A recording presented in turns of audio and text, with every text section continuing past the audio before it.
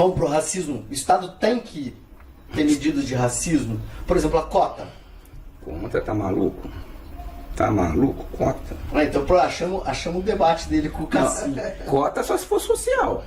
Porque eu entendo que eu tenho que... Eu entendo que existe o rico, eu entendo que existe o pobre. Por quê? Porque eu tendo olhos e vendo, eu vejo.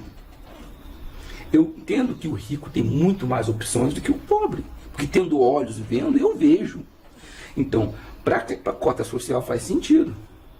Você está numa universidade pública, que é de graça, o cara milionário vai entrar numa universidade pública que não precisa pagar? Tem que ter comprovação de riqueza. Vem cá, você ganha quanto, meu querido? Teu papai ganha 1 milhão? Oh, vai pagar, vai pagar aqui. Então, fica meio estranho fazer isso, mas então pelo menos 50% das vagas para universidades públicas teria que ser para cotista social, financeiro, pobres. Agora, você fazer comissão de cor de raça para ver se eu passo, se meu filho Matheus tem olho claro, passa. Ah, isso é piada. Isso aí é tempo de ir lá da Gestapo, que tinha comissão racial, para ver quantos por cento de judeu você tinha. Não. Esse é o problema de não conhecer a história. Então, é que o argumento, inclusive eu questionei o Cássio sobre isso. Lugar de fala, lembrei. Lugar de fala. O argumento que ele utilizou em relação quando eu questionei ele falou que é estatística. Porque existe mais negro pobre. Então seria uma forma de você facilitar e resolver o problema da cota social liberando para negro. Você vai falar assim, né? Você libera a cota social, não tem branco pobre, não. Não tem cigano. Cigano é o quê? Para, meu, para. Existe cigano negro? Eu não sei. Provavelmente. Eles estão ficando moreninho. Não sei se é por causa do sol, mas eu ainda não vi cigano negro, não. É porque eles são... Os Ramones são miscigenados. Eles são meio fechados, assim, né? É um grupo que não se mistura muito. Em tese, né? Se não mistura em algumas coisas, né? Mas outras se misturam, né? Então, eu fico em relação a racismo, dívida histórica, aquela palhaçada. Meu, isso aí é... pronto, achamos outro tema para... Isso aí é abominação, cara. Abominação. Minha mãe é negra, bisneta de escravos. Minha avó, Dona Henriqueta, veio de uma família de descendência de escravagistas. O meu avô, Manuel, veio da África. Desconhece escravo na família dele, e eram negros. Então, meu pai é judeu-alemão. Então, eu tenho dívida histórica. Então, quantos por cento do meu judeu-alemão deve para minha mãe escrava? Outra coisa, quando foi a princesa Isabel fez a Lei Áurea, começou a migração japonesa, polaca, italiana, ucraniana foi no século passado. A migração de outros povos para o Brasil. Que dívida esses povos têm? Nenhuma. Então esse é o problema da narrativa, porque é bonito, dívida histórica. Que coisa linda. Mas você para calcular, não existe não. Conversa. Sabia que tem escravo negro até hoje no mundo, na África? No entanto, o Mali, à semelhança do que acontece em países como o Sudão e o Níger, insiste em manter a escravidão hereditária, o que significa que os descendentes de pessoas que vivem hoje na condição de escravatura nascerão automaticamente escravas, com fontes referindo que, nesse momento, de uma população de 19 milhões de pessoas, cerca de 300 mil são escravos. Essa terrível situação que o Mali insiste em manter, afirmando tratar-se de uma tradição africana que remonta a milhares de anos, levou a vários conflitos nos últimos anos, como a rebelião Tuareg de 2012, que se expandiu, transformando-se na Guerra do Mali. Uma guerra que colocou de um lado as forças governamentais e do outro lado o chamado Movimento de Libertação do Azawad. Com a guerra se expandindo e ameaçando o governo central do Mali, a ONU, através da Resolução 2085, iniciou em dezembro de 2012 a Operação Serval, uma intervenção militar solicitada pelo governo do Mali e liderada pela França. A força francesa na região também enfrenta um grande sentimento anti-francês local, com muitos ainda se recordando dos tempos coloniais e dos abusos franceses, com as forças armadas francesas encontrando também uma grande dificuldade em explicar para os seus parceiros europeus que estão lutando por países que ainda praticam a escravidão. Hoje, segundo a ONU, 38 milhões de escravos negros.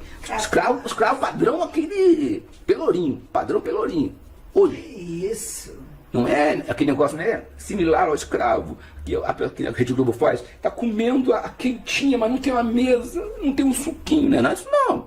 Minas é o estado com mais trabalhadores escravizados resgatados neste ano. 420. Em seguida vem São Paulo e Goiás. Historicamente, as fazendas de criação de gado sempre concentraram mais casos. Mas agora, de acordo com a Superintendência Regional do Trabalho aqui de Minas, são as lavouras de café. A Aline, de 17 anos, foi resgatada em julho numa fazenda de café, onde ficou por 3 meses. Me sentia muito humilhada. Quando fui resgatada pela fiscalização, fiquei muito feliz por saber que eu não ia mais sofrer. Em junho, na cidade de Coromandel, perto do Triângulo Mineiro, o Ministério Público do Trabalho encontrou 116 pessoas vivendo em alojamentos com pouca luz e pouca ventilação. Os trabalhadores também não tinham água potável e nenhum direito trabalhista. Até as ferramentas que eles usavam na colheita do alho eram eles que compravam. É chibata. Hoje na África, negros escravizando negros. Como faziam? Você acha que os portugueses invadiam a África e pegavam os povos e prendiam? Não, eles compravam. Outros negros iam na Angola. Não tinha o conceito de nação, era o conceito tribal. Então, existe uma guerra. É verdade. Abraão foi assim. Quem ganhava, pegava os espólios e quem perdia virava escravo. Perdeu, vendia para quem? Para os europeus. Os caras pálidos. Então, Porque a queda do Império Romano, né, aconteceu por conta disso. Por quê? Pararam de guerrear. Acabou a mão de obra escrava. Acabando a mão de obra escrava, imagina que os nobres iam fazer o serviço. Roma foi empobrecendo. Mas também a Roma também caiu por causa da corrupção e a perversão sexual. Né? Então. Aí... Tinha tempo de sobra. Precisava trabalhar pouquinho, né? Os nobres não tinham que fazer e começavam bacanais. Eu não sabia. A imperatriz era sacerdotisa da suruba. E que isso? E o neto deixava? Não, ele era gay. Como é que tinha filho? Eu ficava assim, como é que faz um negócio desse? Então, o Império Romano acabou. Não, o fim de uma civilização é o fim moral dela. Você pode ver. Estão dizendo aqui o seguinte. Diga. Na verdade, as cotas para negros é uma reparação social contra uma raça que sempre foi discriminada no Brasil. E os europeus não foram tirados de suas terras à força e trazidos para cá. A migração europeia ocorreu para que houvesse uma europeização da sociedade brasileira. Por isso, existe a reparação social. Aliás, para eles foram dados terras para que produzisse e trabalhasse. Quais os benefícios dados aos negros após a Lei Áurea? Na verdade, ele fez um discurso dizendo você está errado. Tá. E depois ele está perguntando quais os benefícios dados aos negros após a Lei Áurea. Infelizmente não teve o benefício, né? Porque não tinha esse conceito de não sei o que social. Mas vamos lá, vamos começar isso aí. Migração libanesa. Como é que os libaneses vieram para cá? Por escolha? Fugido. Se ficassem lá no Líbano, morria tudo. Migração ucraniana para o Brasil. Como é que os ucranianos vieram para o Brasil? Fugido. Holodomor. Se ficasse lá, morria de fome. Que conversa é essa? Então outra coisa. No Brasil, os portugueses compravam os escravos, os franceses, os ingleses. Escravam de quem? Vai, cara, vai em Angola, vê a história. Quem vendia os escravos? Tem pelourinho nas cidades angolanas. Quem que vendia os escravos? Outros negros.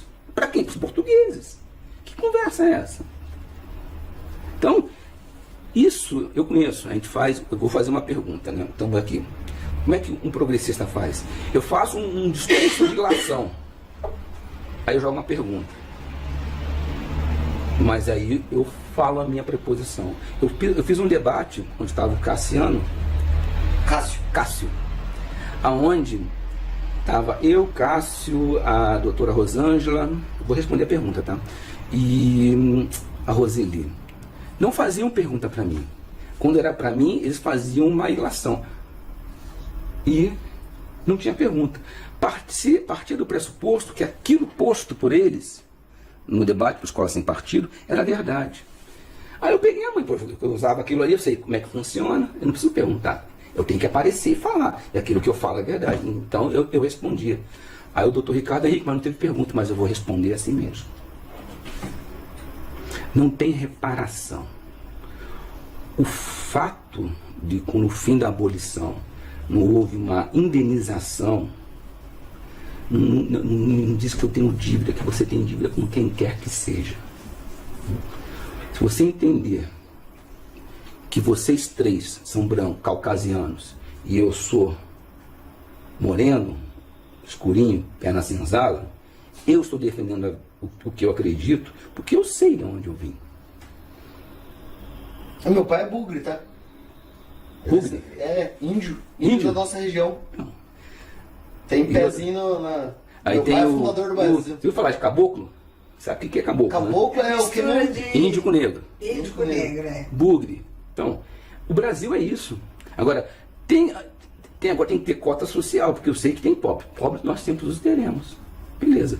Vou falar uma aberração de um amigo meu, tá? Ele é negro, então não tem o que falar. Estou me referindo a ele, não vou falar o nome dele. Ele é médico. Ele é amigo do meu filho Mateus, o nome dele é Marcos. Teu filho faz o quê? Meu filho faz matemática pura e aplicada. Porra. E agora com essa pandemia, trancou e tá em Cambuí aqui. Né? Ah, ele tava fazendo faculdade, não tava? Faculdade. Inclusive temos um pós-doutor que eu convidei, ele vai vir aqui de matemática. Ah, o Anderson. O Anderson, muito legal, Zé Arroz. Fica aí, todo mundo sabendo.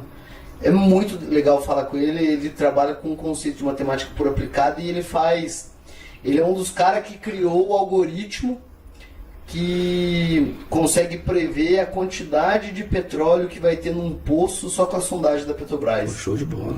Show de É bola. muito legal, né? E ele trabalha bastante, a tese de doutorado dele trabalha conceito de tempo matemático. O tempo na matemática. Do que a gente está falando? Do racismo. Do teu filho. Meu filho tem um amigo que ele é médico, vou falar que o nome dele é Marcos, ele é negro, e aí estava discutindo essas conversas de doido, porque criança lá no Rio de Janeiro quer discutir o mundo, né? E tem toda a razão, o pai não tem. E defenda da cota, porque existe a dívida histórica, que não sei o quê. Eu falei, então você tem direito à cota, porque a sua avó é negra, e você é descendente de escravos. Não, porque a comissão racial não vai me aprovar, porque eu não tenho cabelo puxainho. Eu falei, meu, não pode falar cabelo puxainho, que é preconceito. Aí chegou um amigo dele, que é negro.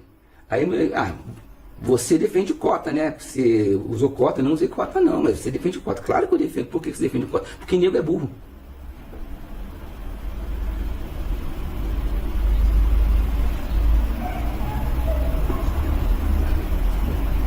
Isso é pesado, hein?